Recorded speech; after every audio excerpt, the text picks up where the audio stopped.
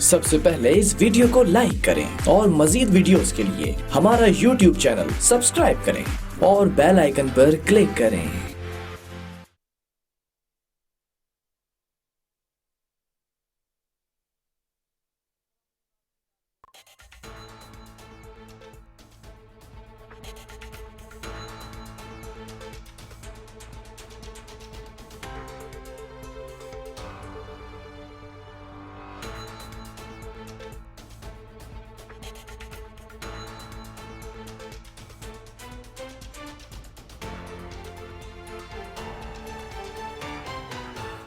अस्सलाम वालेकुम नाज़रीन, प्रोग्राम कराची टुडे और मैं हूं आपका मेज़बान बिलाल खान। आज बात की जाएगी लॉकडाउन में नरमी और लॉकडाउन के खात्मे के हवाले से।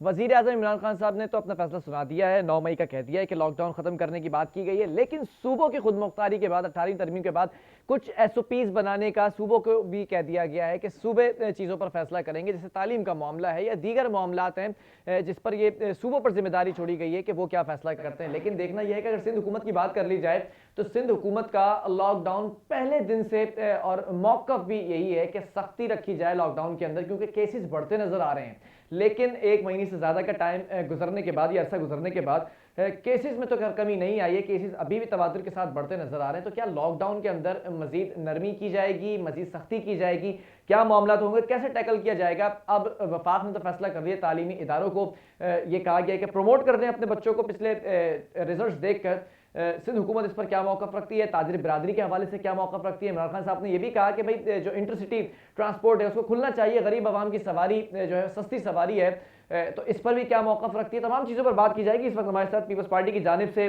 MNA शाहिदा रहमानी साहिबा मौजूद हैं टेलीफोन कॉल पर। शाहिदा रहमानी साहिबा, बहुत शुक्रिया मुझे ज्वाइन करने के लिए। सबसे पहले मैं जानना चाहूँगा कैसा देखती हैं वज़ीर आज़म इमरान खान साहब के इस फैसले को कि 9 मई को जो लॉकडाउन ख़त्म करने की बात की गई है? बहुत शुक्रिया। देखें, इमरान खान साहब का रहा जहाँ तक सवाल, तो उन्होंने तो शुरू से वो कंफ्यूजन के शिकार रहे। उन्होंने तो लॉकडाउन किया ही नहीं है। और आपने देखा कि इस्लामाबाद भी लॉकडाउन हो गया, पंजाब भी लॉकडाउन हो गया, KP के भी लॉकडाउन हो गया और बलूचिस्तान भी। और इनके अपने जो बलूचिस्तान में आपने देखा कि 19 मई तक लॉकडाउन में तोसी की गई, इसी तरह दीगर सूबों में की गई। तो ये वहाँ तो PTI की अपनी हुकूमत है, अगर वहाँ पे तोसी की जा रही है ठीक है, 18 अमेंडमेंट के बाद सुबह खुद मुख्तारी, लेकिन इस्लामाबाद कैसे लॉकडाउन हो गया? और पहले तो वो समझाते रहे कौम को कि लॉकडाउन और कर्फ्यू में क्या फ़र्क होता है। फिर उनको लॉकडाउन का मतलब जो समझ में आया, उन्होंने कौम को हमेशा ये कहा कि उन्हें बहुत ज़्यादा फिक्र है कि कारोबार बंद ना हो जाए, कभी कुछ उनके स्टेटमेंट पे। और आज जो उन्होंने फैसला किया, मैं समझती हूँ जिस तरीके से पाकिस्तान में कोरोना के पेशेंट तेजी से कोरोना वायरस जो है फैल रहा है, पेशेंट तेजी से आ रहे हैं और इसी तरीके से अमवात में इजाफा हो रहा है, तो इस मौके पे मैं समझती हूँ कि इस तरह के फैसले नाकाबिले फहम है। और इमरान खान की सियासी बसीरत तो है ना होने के बराबर, और यही वजह है कि वो इस तरह के फैसले करके कौम को न जाने किस जानिब लेकर जा रहे हैं।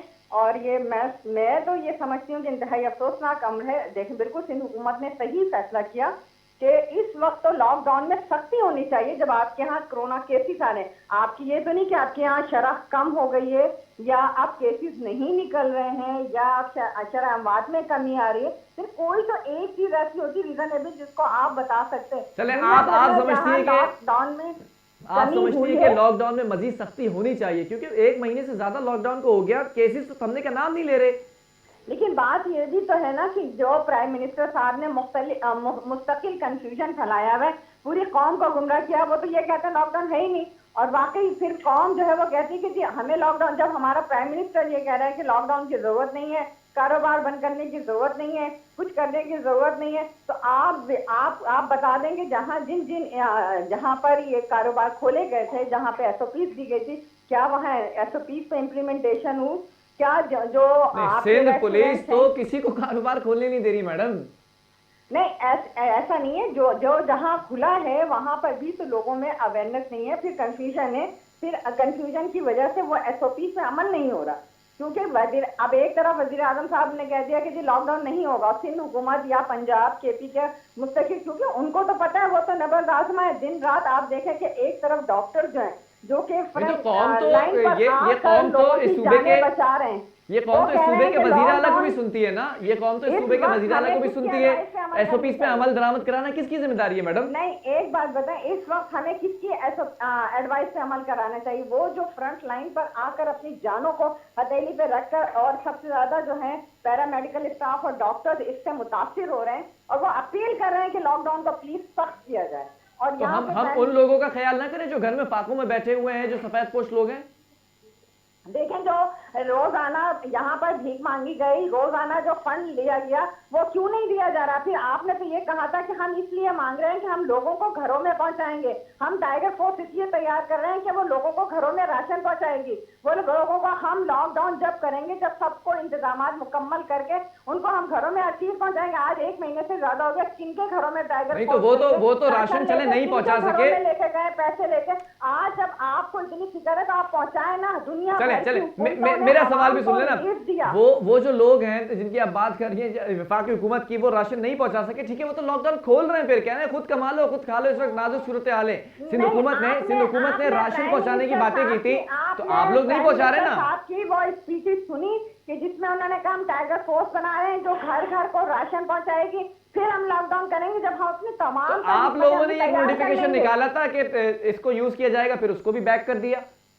देखिए, हम जो कर सकते थे हमने वो किया। आपने देखा कि फिर सुप्रीम कोर्ट के अंदर कोई पहुंच गया। हमारे तो तमाम के आज भी हमने तो रिलीफ के लिए जो गवर्नर को समरी दी थी, गवर्नर ने इनकार कर दिया। किसके लिए वो समरी थी? अवाम के रिलीफ के लिए थी ना, कोरोना से जो इफेक्टेड थे नहीं तो गवर्नर भी तो अपनी जगह सही है ना, वो कह रहे हैं भाई अपने इदारों के लिए रिलीफ देना, जो इदारे वफाक के अंडर है उससे रिलीफ कैसे ले सकते हैं आप?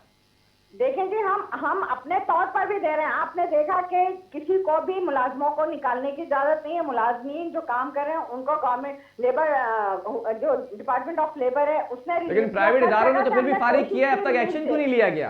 हम अपने तौर पर कोशिश कर रहे हैं। नहीं तो बहुत से ऐसे प्राइवेटाइज इदारे हैं जिन्होंने फारिग किया है अपने मुलाजमीन को, उस पर एक्शन लेना फिर।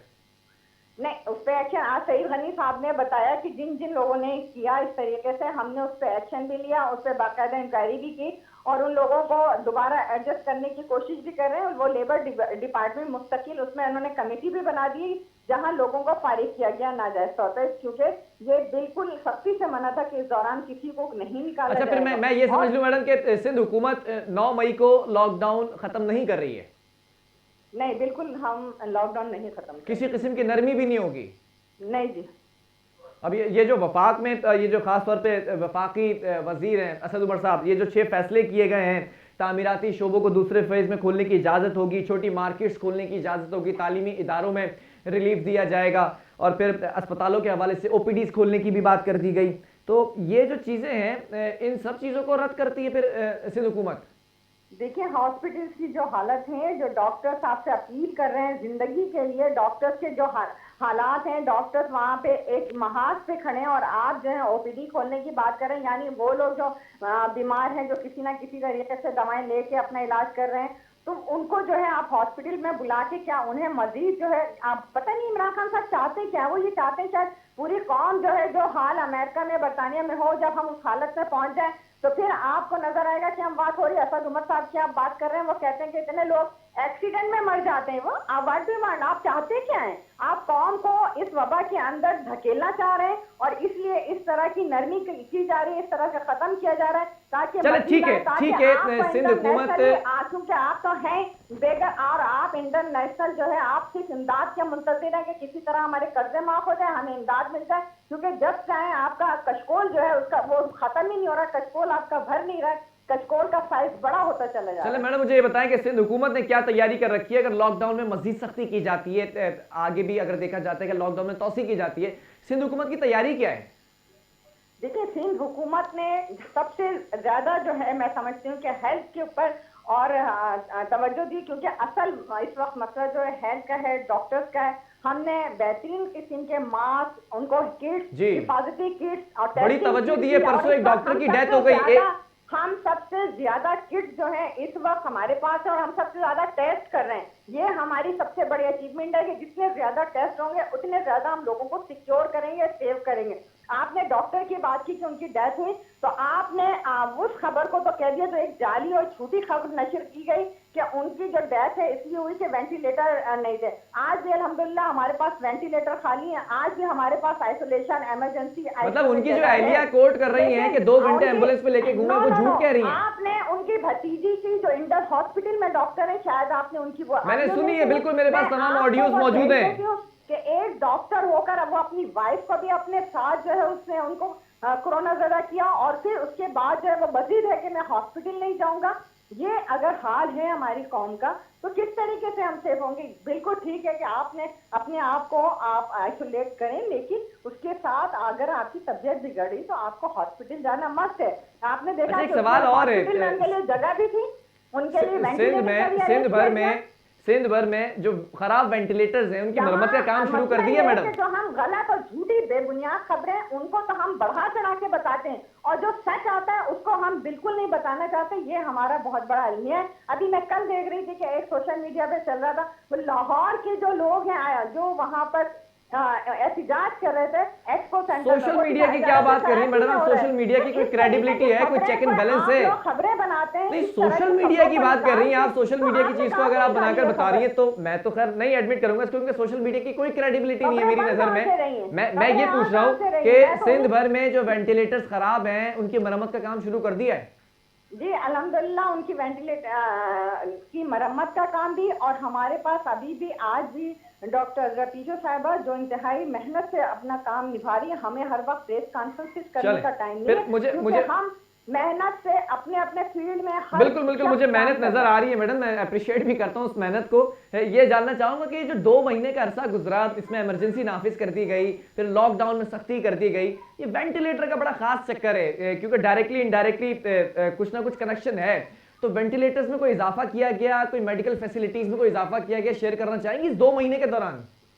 देखिए हमारे पास तो अल्हम्दुलिल्लाह 300 से ज्यादा वेंटिलेटर हैं। आप बता दें KPK इस्लामाबाद और बलूचिस्तान और पंजाब की जो हालत है वहाँ के आपने एहतजाज भी देख लिया। हमने ज्यादा से ज्यादा तवज्जो दी कि हमारे पास वेंटिलेटर्स आए, हम दूसरे ममालिक से भी ले रहे हैं और वेंटिलेटर्स का भी इंतजाम किया। आपने देखा कि एक्सपो सेंटर को सबसे पहले हमने एहतजाज तो खैर हर जगह होता है। सक्खर क्वारंटाइन जो आइसोलेशन वार्ड है वहां पे भी एहतजाज रहा है ना, वो नहीं देखा आपने?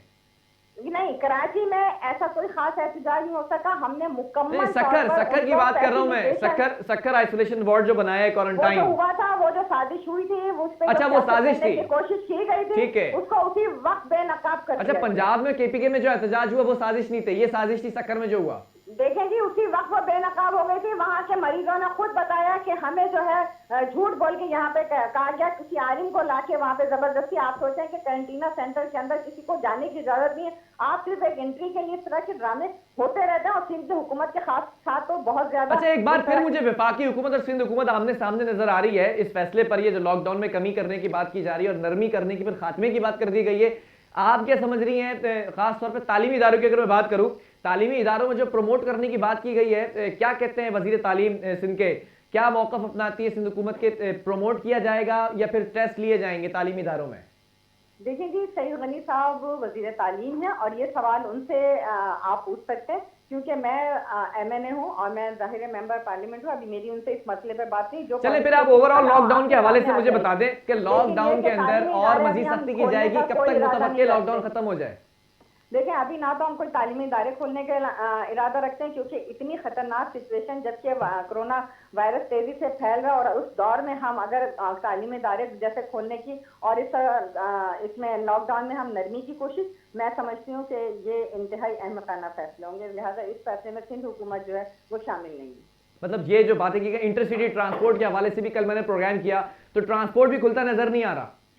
नहीं जी, अभी आपने देखा कि जितने अभी 2 दिन में जो केसेस आए उसमें मोस्टली केसेस जो वो थे जो दूसरे सूबों से लोग आए हैं। ठीक है, बहरहाल बहुत शुक्रिया शाहिदा रहमानी साहिबा, आपने वक्त दिया प्रोग्राम के लिए। पीपल्स पार्टी की जानिब से मैंने शाहिदा रहमानी साहिबा हमारे साथ मौजूद थी और लॉकडाउन में नरमी की बातें तो की जा रही थी, खात्मे की बात की गई वजीर आज़म इमरान खान साहब की जानिब से। 9 मई को सिंध हुकूमत अपने मौके पर डटी हुई है कि कोई खात्मा नहीं होगा लॉकडाउन में, बल्कि मजीद सख्ती देखी जाएगी। अब देखना ये जंग जो चलती आ रही है वफाक की और सिंध हुकूमत की, ये कब खत्म होगी और कोरोना केसेस के हवाले से लॉकडाउन कब खत्म किया जाएगा सूबे में और मुल्क भर के अंदर। बहरहाल वक्फा लूंगा, इसके बाद दीगर स्टोरी शामिल करेंगे।